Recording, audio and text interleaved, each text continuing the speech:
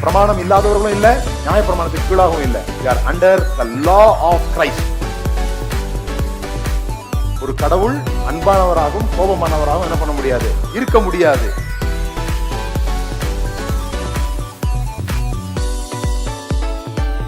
பாவத்தை வியாதியாக பார்ப்பதுதான் சுவிசேஷத்தை சரியாக புரிந்து கொள்ள உதவும்.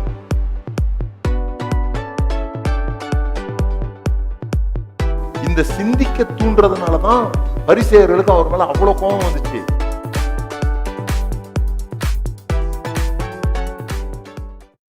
அன்பை குறித்து நாம் ஏராளம் கேள்விப்படுகிறோம்.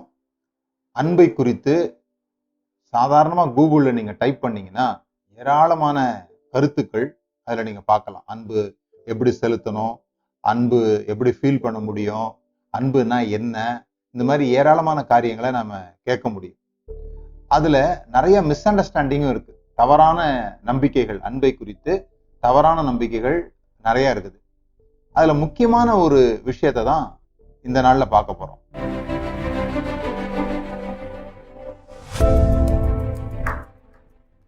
அன்பு ஒரு ஆள் மேல வைப்பதின் மூலமாக அந்த ஆளை மாற்ற முடியும். ஒருவேளை பிள்ளைகளை அல்லது கணவன் மனைவிக்கு இடையில சில பேர் ஆலோசனை கொடுக்கும்போது இப்படி கொடுக்கறத நான் பார்த்துருக்கிறேன். அன்பு கூறுங்க மாறிடுவாங்க, நீங்க தொடர்ந்து அன்பு செலுத்துங்க மாறிடுவாங்க அப்படின்னு சொல்றதை நீங்க கேள்விப்பட்டிருப்பீங்க. இதே மாதிரி நான் எவ்வளவோ அன்பு கூர்ந்து பார்த்துட்டேன் ஆனா மாறவே மாட்டேன்றாங்க அப்படின்னு சொல்றதையும் நம்ம கேள்விப்படுறோம். பைபிள்ல 1 கொரிந்தியர் 13 அதிகாரத்துல அன்பை பத்தி டெஃபினேஷன் பண்ணப்பட்டிருக்குது. அன்புனா என்ன அப்படின்னு சொல்லியிருக்குது.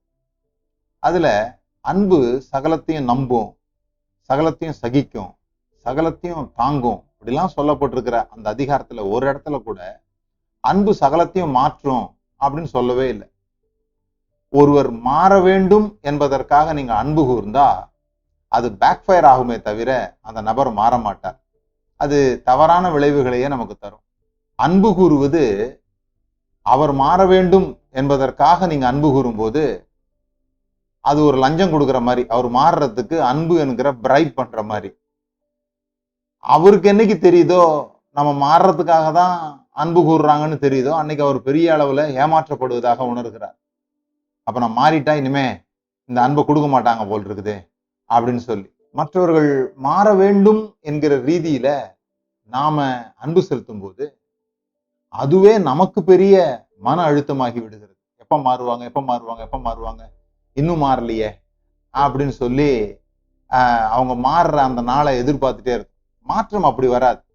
மாற்றம் என்பது ஒரு ஆள் இது எனக்கு தீமை செய்து இதிலிருந்து நான் மாற விரும்புகிறேன் என்று எப்பொழுது அவர் தீர்மானிக்கிறாரோ அப்பொழுதுதான் அது உண்மையான மாற்றத்தையே கொண்டு வரும். உங்களே யோசித்து பாருங்க, யாராவது ஒருத்தர் உங்கள்கிட்ட அன்பு கூறுறாங்க அப்படிங்கிறதுக்காக அவர்களுக்காக நீங்கள் மாறும் பொழுது அது மிகப்பெரிய ஒரு பேர்டனா உங்களுக்கு இருக்கும். அவங்களுக்காக நம்மளை மாற்றிக்கொள்ளும் பொழுது, மற்றவர்களுக்காக நம்மை மாற்றும் பொழுது அது மிகுந்த சுமையை போல இருக்கும். நமக்காக நம்மை மாற்றிக்கொள்ளும் போது மட்டுமே மாற்றம் உண்மையானதாக இருக்கும். அவர் மாறாத வரைக்கும் நான் தொடர்ந்து அன்பு செலுத்திக்கிட்டே இருப்பேன். ஏன்னு சொன்னா love is not expecting, love is accepting. அன்பு என்பது எதையுமே எதிர்பார்க்காதது. அவர் என்னை திரும்ப அன்பு செலுத்துவார் என்று கூட எதிர்பார்க்காதது அன்பு. ஆனா இதை எப்படி சிக்கலாக்கிட்டோம்னு சொல்லி சொன்னா ஒரு சிலர் என்ன சொல்றாங்க, நாம மாறினாதான் தேவன் நம்ம மேல அன்பு கூறுவார்னு சொல்றாங்க. அது தவறு. இன்னும் ஒரு சிலர் என்ன சொல்றாங்க, தேவனுடைய அன்பை அறிந்து கொள்ள நாம் மாறி விடுவோம் என்று சொல்றாங்க. இது இரண்டுமே நடக்கிறது இல்லை பாருங்க. நாம மாற வேண்டும் என்பதற்காக தேவன் நம்ம மேல் அன்பு செலுத்தவில்லை. நாம் இருக்கிற வண்ணமாகவே அவர் நம்மை ஏற்றுக்கொள்கிறார். இதானே சுவிசேஷம். அப்போ நாம் மாறும் வரை அவருக்கும் நமக்கும் ஏற்படுகிற நஷ்டத்தை அன்பு சகிக்கிறது. ஒரு ஆள் மாறாத போது கண்டிப்பா நஷ்டம் உண்டாக தான் செய்யுது. ஆனா அன்பு சகலத்தையும் சகிக்கும், அன்பு சகலத்தையும் தாங்கும். மாறினாதான் அவன் மேல அன்பு கூறுவென்ற எண்ணமோ அல்லது அன்பு கூர்ந்தா அவர் மாறிடுவார் என்ற எண்ணமோ ஒரே ரிசல்ட்டை தான் கொடுக்க போகுது. நாம் அன்பு கூறாத போதும் தேவன் நம் மீது அன்பு கூர்ந்தார். அவன் காட்டி கொடுக்கிறான் என்று தெரிந்த போதும் சிநேகிதனே என்று அழைத்தார்.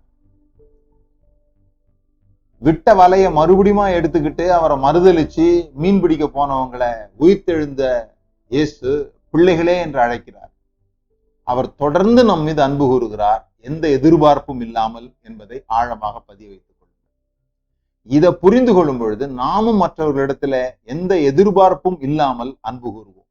அவங்க ஏதோ திரும்ப நம்ம மேல அன்பு கூறுவாங்க, அல்லது அவர்கள் மாறுவார்கள், அல்லது அவர்கள் மூலமாக ஏதோ நமக்கு நடக்கும் என்கிற எதிர்பார்ப்பு இல்லாமல் வைப்பதே உண்மையான அன்பாகும்.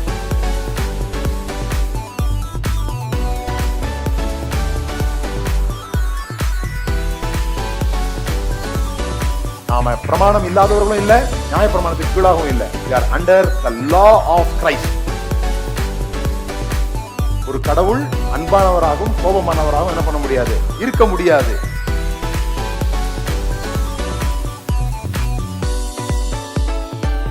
பாவத்தை வியாதியாக பார்ப்பதுதான் சுவிசேஷத்தை சரியாக புரிந்து கொள்ள உதவும்.